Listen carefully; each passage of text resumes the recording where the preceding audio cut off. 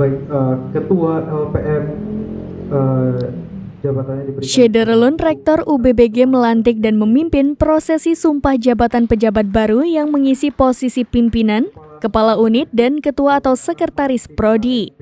Kegiatan berlangsung bersama dengan pelaksanaan upacara bendera UBBG periode Februari 2024 di halaman kampus setempat pada Senin 17 Februari 2024.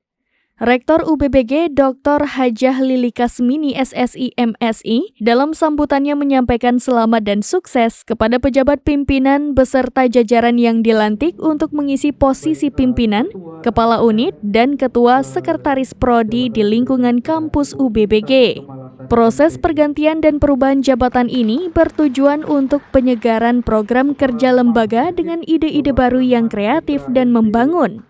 Beliau berharap kepada para pejabat pimpinan yang dilantik agar dapat bekerja dengan baik dan maksimal sehingga nantinya mutu UBBG semakin baik ke depannya. Semoga setiap usaha dan langkah diridai oleh Allah.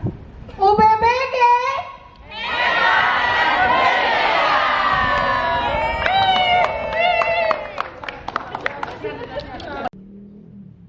Baik, Ketua LPM jabatannya diberikan kepada Ibu Intan Kemalasari MPD.